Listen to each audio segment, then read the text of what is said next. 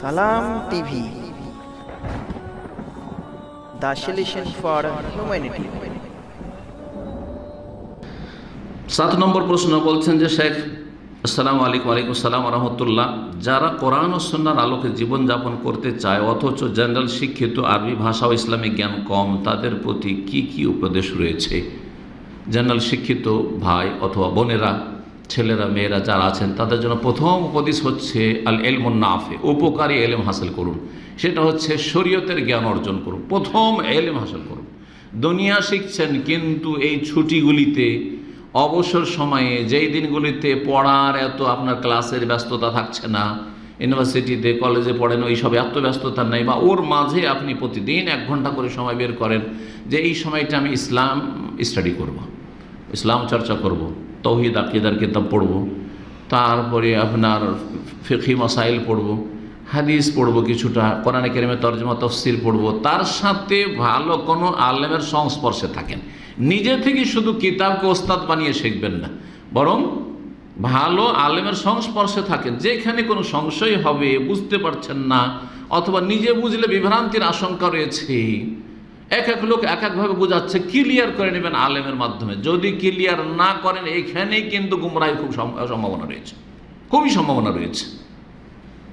যে আয়াতগুলি বা হাদিসগুলি দেখেন গরম গরম, তখন গরম গরম আয়াত, শুধু আর যেগুলো নরম আছে সেগুলিকে বাদ দিয়ে দিলেন, তাহলে জেনারেল শিক্ষিত অনেকে জঙ্গি হয়ে যাচ্ছে। আরে এত জুলুম অত্যাচার হচ্ছে মুসলিমদের ওপর, আর আমরা বসে থাকবো, কাপুরুষ নাকি বসে থাকবো, হাতে অস্ত্র ধরি, হ্যাঁ, জঙ্গিবাদে জড়িত হয়ে গেল। এই জন্য দেখা যায় জেনারেল শিক্ষিত অনেকেই একটু ধার্মিক হইলে তখন এদিকে চলে যায়। কারণ ওস্তাদ, সোশ্যাল মিডিয়া শুধু ওস্তাদ, শুধু মনে করেন যে কোনো একটা বই বা 2-4টা বই টই পড়েছে, ওস্তাদ কোনো ভালো আলেমের সংস্পর্শে থাকে না। যেসব সংশয় হচ্ছে সেসব সংশয় নিরসনের জন্য এবং পরামর্শ নেওয়ার জন্য, সঠিক সূত্র থেকে এলেম নেওয়ার জন্য, যার তার কাছ থেকে এলেম শিখে, যার কথা মজা লাগে, তার কথা, যার কথাতে বেশি আকর্ষণ আছে, বেশি গরম গরম কথা আছে, মানুষের রক্তকে গরম করে, তাদের আলোচনা শুনতে মজা লাগে, যার ফলে বিভ্রান্তির শিকার হয়। উপকারী জ্ঞান হাসিল করুন ভালো আলেম, কোরআন সুন্নাহর আলেমদের থেকে। জি, তারপরে যা শিখছেন আমল করুন। অনেকে শিখছেন, আমল করছেন না, বড়ই দুঃখ লাগে। সোশ্যাল মিডিয়াতে কিছু লোকের আচরণ দেখলে আউযুবিল্লাহ, একবারে মনে হচ্ছে পাক্কা সালাফি। আর কথাবার্তা যেগুলো স্ট্যাটাস দেয় আর শেয়ার করে, খুব সালাফিদের আলেম ওলামাদের শেয়ার করে, কিন্তু আখলাক চরিত্রের ভাষা, এত অকথ্য ভাষা, নোংরা কথাবার্তা, তাদের আচার আচরণ, তুই তাকার। আর তারপরে না না না না, আপনি আদব কায়দা শেখেন, আপনি আমল করেন, আপনি ফরজ ওয়াজিব আদায় করেন, হারাম থেকে বেঁচে থাকেন। মানুষকে কষ্ট দেওয়া হারাম, মানুষের সাথে খারাপ আচরণ করা হারাম। সত্যিকার মুসলিমকে, মানে সালামাল মুসলিমুনা ফিল মিন লিসানিহি ওয়া ইয়াদিহি, যার হাত এবং জবান থেকে মুসলিম নিরাপদ থাকবে।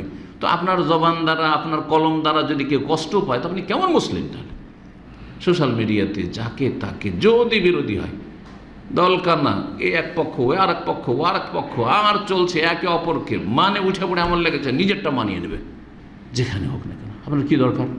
আপনি নিজের জীবনে আমল করেন, আপনারটা মানিয়ে নিতে হবে। আপনি যে আলেমে বা যেই সংগঠনে, যে দলের পক্ষ নিয়েছেন, সেই দলকে একবারে পাক পবিত্র করে পেশ করতে হবে, এটা জরুরি, আপনার ফরজ করা হয়েছে। যারা ওগুলো করছে করুক, আপনি এলেম শেখান, আমল করেন, আখলাক চরিত্র ঠিক করেন। আল্লাহ যেন তৌফিক দান করেন। অসার কথা কাজ থেকে, ফালতু কথা কাজ থেকে নিজেকে বাঁচিয়ে রাখেন। আল্লাহ যেন আমলের তৌফিক দান করেন।